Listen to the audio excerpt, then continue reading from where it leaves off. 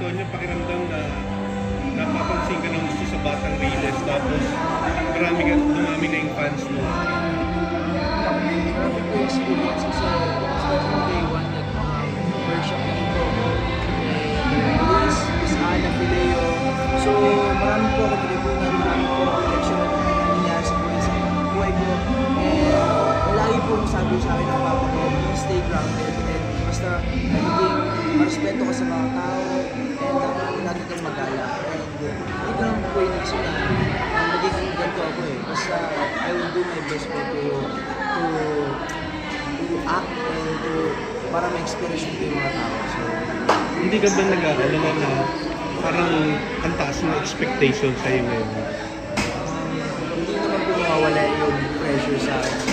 Pero masabi ko lang yung may pag-isipan ko po mag-craft to makita ko sa mga tao na kahit ano ako ng Vatican ito, basta gagawin ko mga kaya para ipakita ko sa mga tao na kaya ko talaga makipagsabayan sa mga tao. Antonio, 16 ka pa lang, so lahat ng lakad may chaperone ka kasama mo yung Oo. Kahit may driver, kahit basta parents ko po, kapag importanteng meeting, importanteng pasyon, lagi po. Pinagpapaalam mo pa sa kanila? Hindi po pinapaalam ko. Pero alimbawa, pag hindi ka pinayagan? Pag hindi ako pinapayagan, parang, opo, pinipilit ko talaga eh. Sabi ko, baba, once in a lifetime lang to, kaya bigyan mo na ako. Nilitaw yung pagkabata mo. Kasi maraming nagugulat na 16 ka pa lang. Oo nga po, madami ang gulat. Hindi ko naman mawala yun. So, sinasabi ko, 16 na ako magugulat sa mo. 20, ano ka na? 22 ka na. Grabe po. Ano yung reaction mo sa sinasabi nila na malaki yung chance mo na sumikat? Para sa akin, yung Lord naman po mag-decide kung susulat ba ako yun. Basta, gagawin ko lang po yung gusto kong gawin. Bigay sa akin ng Lord. Siya lang po magsabi sa akin kung ano gagawin ko sa akin. Paano yung pag-aaral mo? High school ka pa lang. Yes po, I do.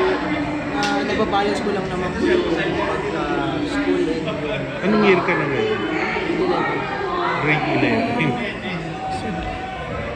May deal ba kayo ng parents mo na dapat hindi mo pababayaan yung pag-aaral mo? Ay, opo. Anong sabi nila? Basta gawin mo na lahat. Kasi ako po kasi nagpilit sa kanila, gusto kong mag-artist. Okay.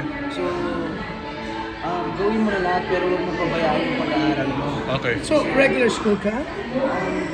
Hindi naman po, parang online. Mabalance naman. Kapag sinasabi po namin ang professor po namin na pwede po ba kami 2 times a week? Wala pa. Sa set na gano'n na May tutor na gano'n. Okay. Tanong ko pa. Okay na. May tatanong ako, pero i-ano niyo, natatanong ko lang sa kanya muna kung pwede. Pero